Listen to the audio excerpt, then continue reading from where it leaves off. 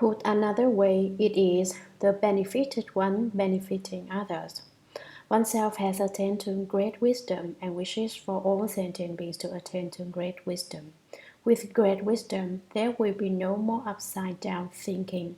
Past vows refers not to vows made in the present, but the ones he had made since the origin. Since the origin, when was that? It was countless aeons ago when he made those vows. The power of vows from lives past is called past vows. Similar to the events of the past lives, one of the 12 divisions of sutras, which are accounts of events in the lives past. Here, the past vows of Earth Star Bodhisattva are the vows he made in his past lives, not at the present, because by now he has already fulfilled his vows. What were the vows he made? He vowed, "Until the hells are empty, I vow to forego Buddhahood. When all beings are saved, will I then certify to Bodhi." Hells refers to all the hells. Anytime the hells are not yet empty, he will hold off on becoming a Buddha. Only when the hells are completely empty will he become a Buddha. Now think about that. How great is that vow power? Earth Bodhisattva says, "I will be in the house to receive and guide all the hungry ghosts. For each day that they have not been led from suffering to bliss, for one more day I will hold off on Buddhahood.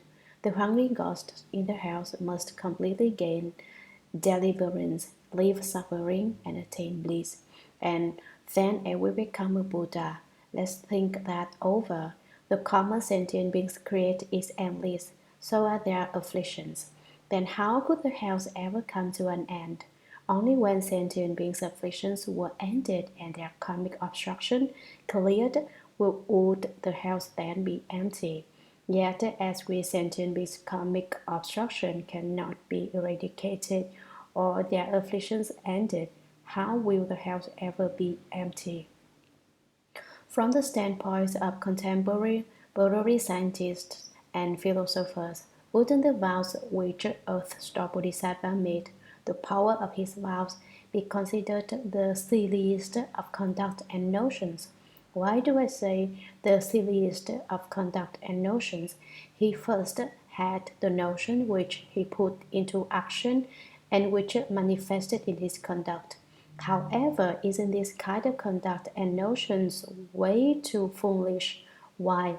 The bottom line is it cannot be done. Since fundamentally the house can never be empty, does it follow that fundamentally Earth Star Bodhisattva stands no chance to ever become a Buddha? No, it is not the silliest kind of conduct and notions. It is the kindest, most compassionate type of conduct and notions, and also the most filial. Why do I say that? Earth Star Bodhisattva perceived in his contemplation that his mother had fallen into the house where she was undergoing great sufferings, and he asked the Buddha to help take his mother across. Who is Earth Star Bodhisattva really? He is the Venerable Mahamaugalyayana, and he serves as a Bodhisattva in the house. Why would he want to do that? He felt the pain which his mother underwent in the house, and reflected on the issue of extending fidelity for one's elders to others' elders. If my mom went through such sufferings, others' moms could also be put through the same sufferings, he thought. Therefore, with a fidelity that is equal, level, and indiscriminating, he sought to rescue all hell beings and guide them from suffering to bliss. That is what Earth Star Bodhisattva's vows are about. No amount of words can fully describe the extent of his vow power. Again, let us go over the word earth. There are 10 meanings to the word, and though the 10 still cannot cover all its functions, they give the general idea. First, vast and great. Do you see that the earth is vast and great? Some of you are saying, Dharma Master, you must skip that one. We all knew it's vast and great. Why bother? Just because everyone knew that, all the more I need to bring it up to your attention. Second, relied upon by sentient beings. All sentient beings rely on the earth to sustain life. Do you know of any sentient beings that do not do that? Surely none of them lives in empty space. Third, not given to likes and dislikes. The earth has no likes or dislikes. It does not pick and choose, dictating, you stay here, that sentient being there, I don't want you. No way. Sentient beings, good, bad, wholesome, and evil, together with tigers, seal deer, monkeys, and everything else all live and rely on the earth. All the more it is not given to preferences, or biases. Some people might claim, oh, I know, the earth simply has no awareness, it's insensate. Do you know for sure that it has no awareness? The earth's awareness and perception is beyond the scope of our awareness and perception. The earth has its awareness because it is also one of the sentient beings. Fourth, acceptance of great rains. It can withstand the most forbidding of downpours. Fifth, bringing forth vegetation. Sixth, repository for seeds. All the seeds are buried underground. Seventh, the seventh is bearing many treasures. There are lots of valuables in the ground. 8. Yielding various medicines. All medicines are produced from the earth. 9th, unmoved by blowing winds. Not even the gustiest of winds, not even hurricanes, can move the earth. What about earthquakes? They're not caused by movement of winds. 10th, unstirred at the lion roars. When the lions roar, all creatures are scared, but the earth does not flinch. In light of these 10 meanings, Earth Star Bodhisattva takes the earth to represent his name. This sutra bases its title on a person and a Dharma, with Earth Star Bodhisattva being the person and his past vows, the Dharma. The Chinese word for past is ben, as in foundation or origin. Both suggest the past and indicate that these were the vows Earth Star Bodhisattva made previously. Previously, countless aeons ago, in life after life, he constantly made these vows to perfect his filiality, to serve his parents with filial devotion, and to save and take them across at the expense of his own life. Such was Earth Star Bodhisattva's vow power. I have explained the term sutra on many previous occasions, but it helps to go over it in every sutra lecture. Some of you learned it from prior lectures, yet others have not been to one until now and are not clear about its principles. Sutras offer a path for cultivation which everyone may walk on. If you wish to become a Buddha, you must take this route.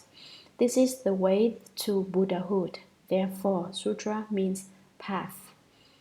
It also has the meaning of the carpenter's chalk line, as in China, the carpenter's ink line. The carpenter snaps the line he pulls out of the ink pad to mark a straight black line. By the same token, sutras help us tell the proper from the deviant. Moreover, sutra has the meaning of garland, as sutras string together principles like flowers in a garland. There are 4 more meanings: threading, attracting, permanent, and law. Threading is to perforate into and thread together the set principles, so none will be left out or lost. Analogous to the magnetic pull on iron filings, attracting is to attract and support those with the potentials for transformation. The Dharma the Buddha taught takes across and transforms living beings according to their potentials and affinities.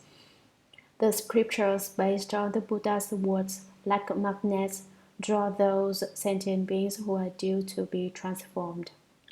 Similarly, you have come to my sutra lectures because this attracting power brought you here. Weaker power, like mine, draws fewer people. Stronger power, more people.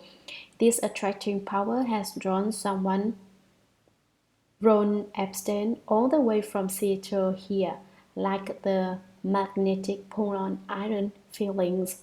Before you know it, its invisible power has already drawn you in, thus attracting. In the Cantonese dialect, the word attracting is used to describe parents' loving care for their children.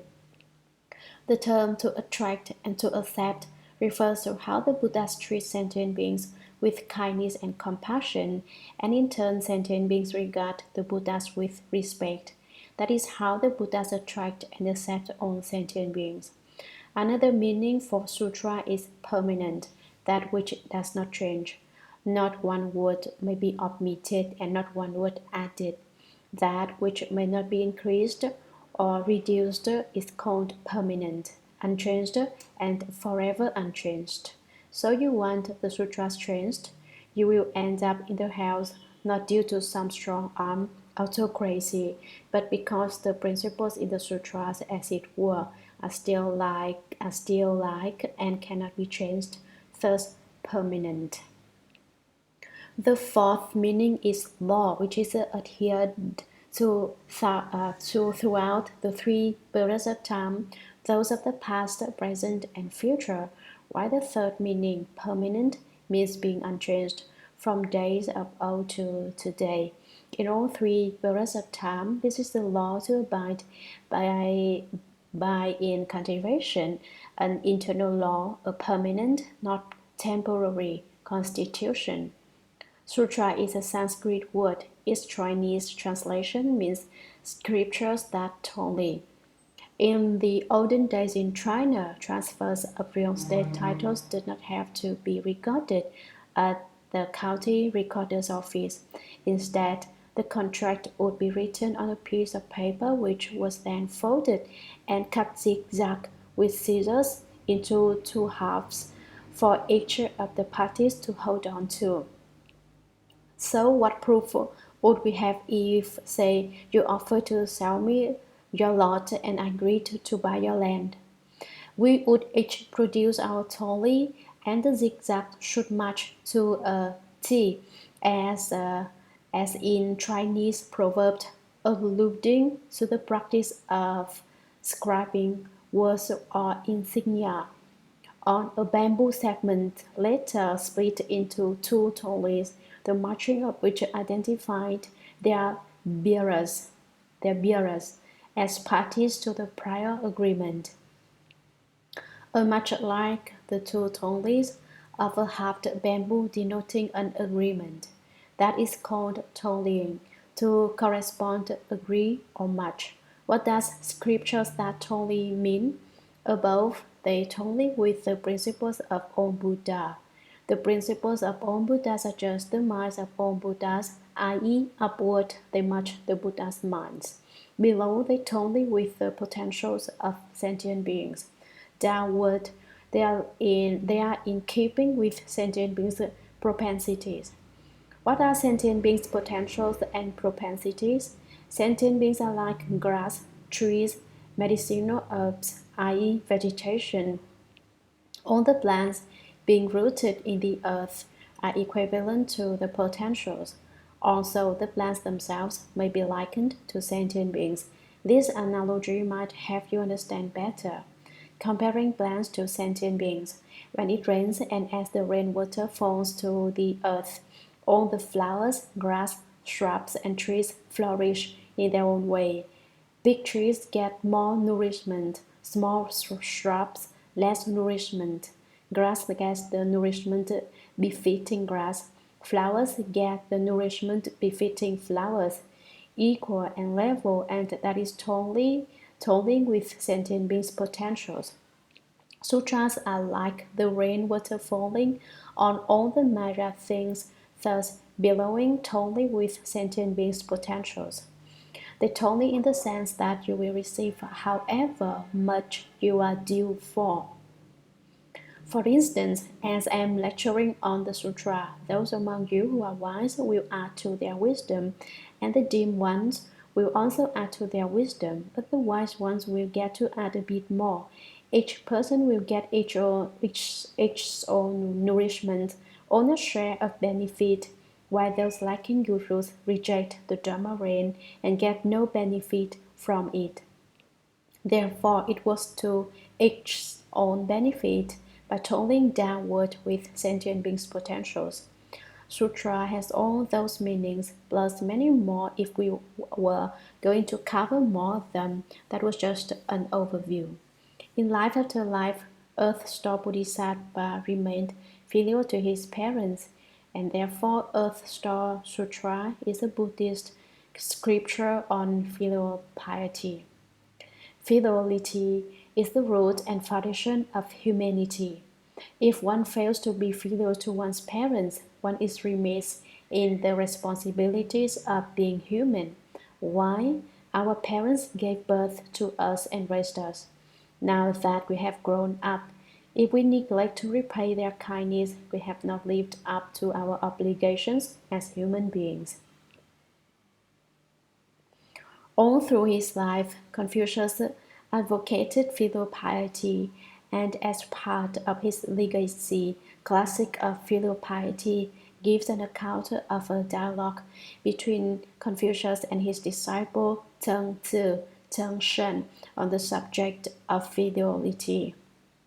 When Confucius was at his abode and his disciple Teng Tzu was in attendance on him, the master said, "Shen, the ancient kings had an ultimate virtue and a crucial principle. By the practice of it, the people were brought to live in peace and harmony, and there was no ill will between superiors and inferiors. Do you know what it was?" Teng Tzu rose from his seat and said, "How would I, Shen, lacking intelligence, be able to know this?" The master said, "Our bodies and hair and skin we received from our parents and must not presume to injure or wound them. This is the beginning of filiality." The Classics of Filiality, Chapter 1, The Scope and Meaning of the Treatise. When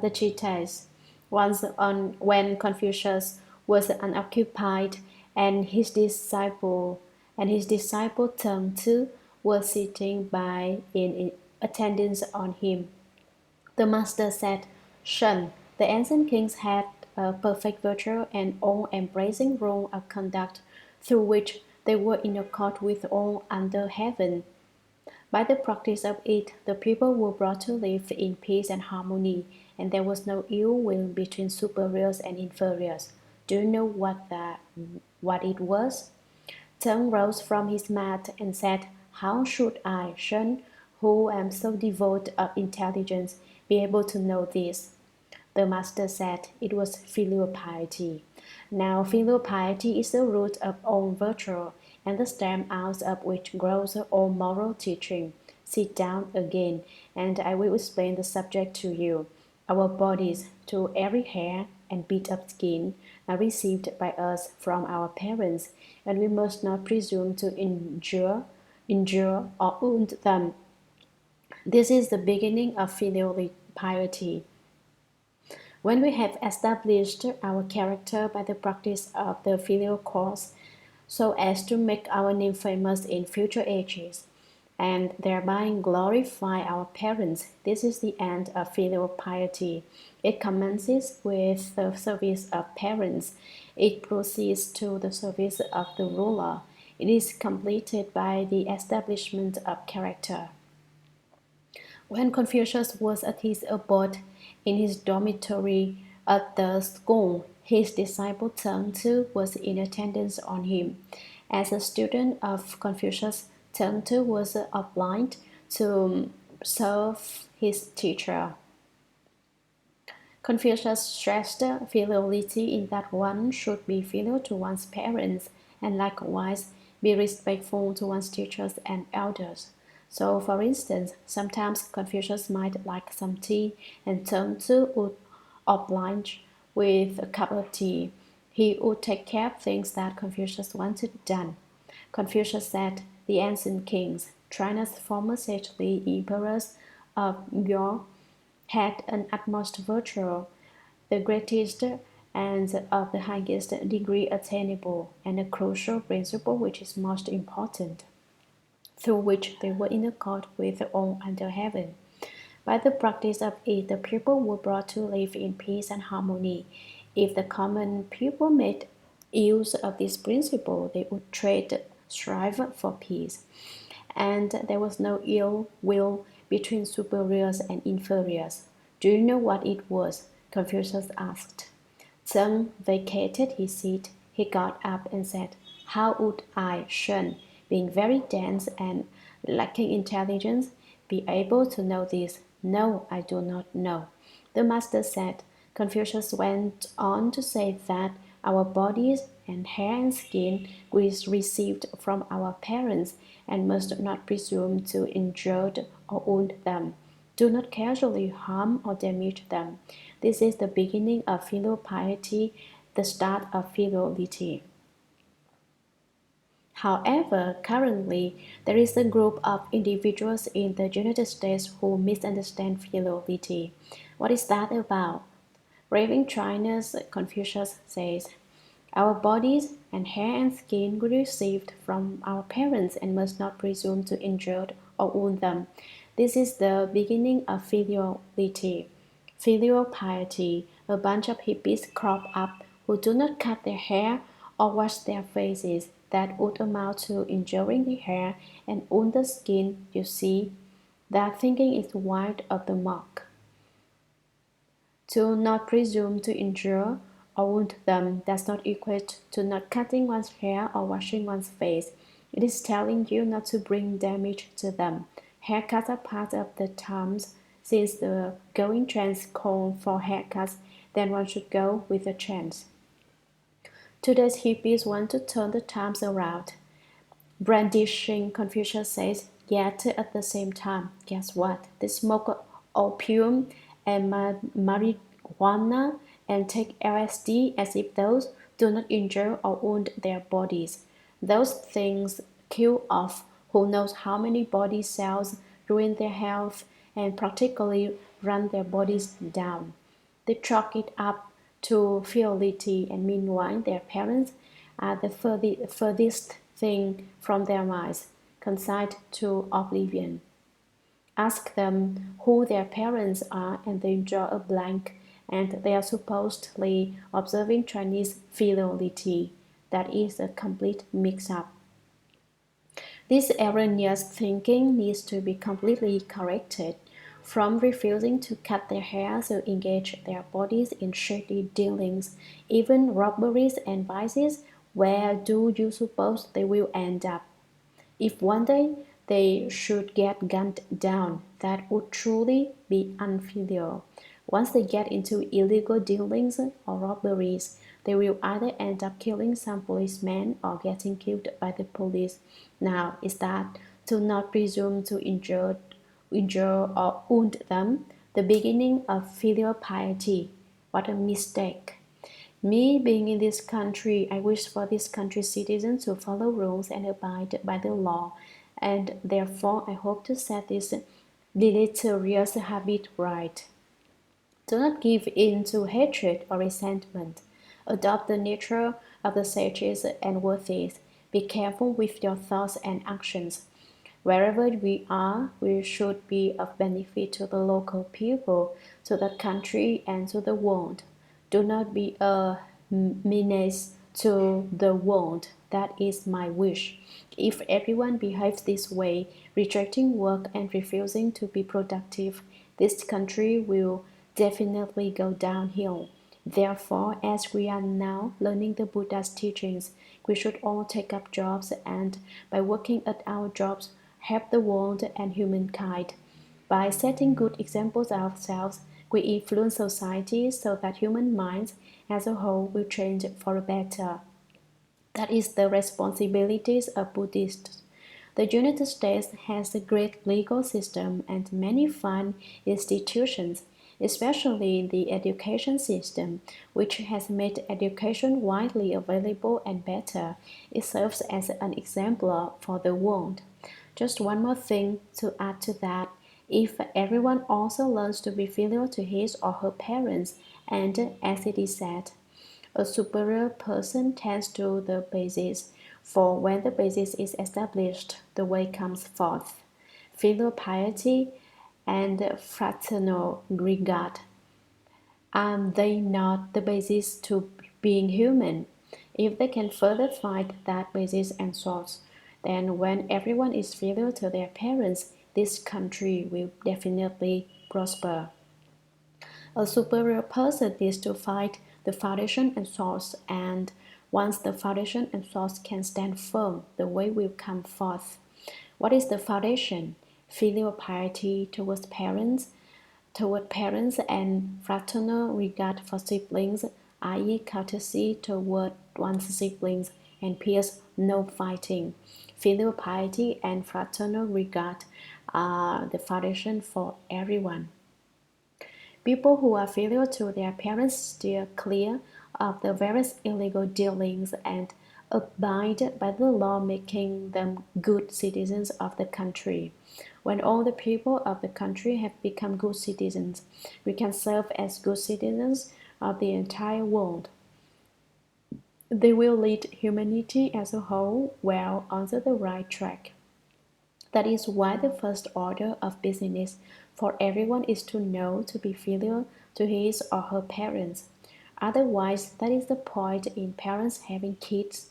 After giving birth to them, the parents still have to raise them for the next 18 years, and then the kids fly away from the nest, leaving their aging parents behind. Sure, the parents can move into retirement homes and will have the government as their support system, but there is no kindred affliction to speak of. They're left on their own, almost like they're all alone in the world and with no one to rely on. It would be best for children to show filial devotion and care for their own parents, allowing them peace of mind in the waning years of their lives. Or else, once the kids grow up, they fly away just like birds, off to no one knows where. Of lambs and crows. A Chinese saying goes, a lamb kneels to nurse, the crow returns to feed its parents. When a young crow grows up, it finds food for its parents and nourishes them until the old crows are strong enough to fly again. Only then will the young crow's duties come to an end. Therefore, to the Chinese pupil, the crow is the filial bird. When a suckling lamb takes milk from mom, it kneels down on its forelegs. Humans who fail to be filial to their parents do not even measure up to lambs or crows. That is not intended as a put down, rather a principle that everyone should be aware of. It is especially efficacious if humans can be filial to their parents. How is that so? The story of Kuo Chu. There is the Kuo Chu burying his baby story in China that goes like this. Kuo Chu was a very poor man, the poorest of the poor. He had a wife and a baby son. He also had a very old mother. His mom had lost all her teeth and could not eat any solid food. So she would take the milk from her daughter-in-law, that is, up until the baby came along. Now with 2 mouths to feed, there was not enough milk to go around, and both grandma and the baby were left hungry. If the milk were to go to feed grandma, the baby would starve to death. If the milk were allotted to the baby, grandma would die. So it was up to Kuo Chu to come up with a solution. Kuo Chu talked it over with his wife and, being the most filial son, presented this rationale. Since they both were still young, they could have many more children in their long married life ahead. but Mom was very old and her days were numbered. So they should dispose the baby for now to focus on keeping Mom alive. Tough as it was for his wife to give up the baby in order to fulfill their filial duties, she relented in the end. After reaching the decision in their family meeting and with the baby in tow, the couple headed out to the wilderness. What had been their pride and joy, they were now going to bury in the ground. No sooner had they begun digging than they hit the jackpot, a huge trove of gold and silver ingots, all with the wording "Heaven's gift to filial son Kuchu" inscribed on them. The idea to bury the baby came about because they were poor. Now that they had struck it rich, they could afford to scrap that plan. This public record is well known to every Chinese person. Many Chinese willingly follow filiality, not out of greed for riches, but because they recognize the importance of filial piety. Its transmission and translators. Fifth, the translators. According to some editions of the sutra, the Earth Star Sutra was translated by a Chinese Tripitaka master, Dharma master Fa Teng, Dharma lamp, circa the late Chen dynasty. Some other editions list the translator as follows: translated by Tripitaka master Shramana Shikshananda of Udayana during the Tang dynasty. Udayana during the Tang dynasty. During the Tang dynasty, roughly bordering China's Yunnan province, there used to be a kingdom whose name Udayana, which had a mythical origin. Legends had it that at the time when the kingdom did have a name which was beyond recall, its emperor, who was a Helist, prayed to the deity of a local temple for a son. Out came a baby from the forehead of the deity's image. Isn't that incredible?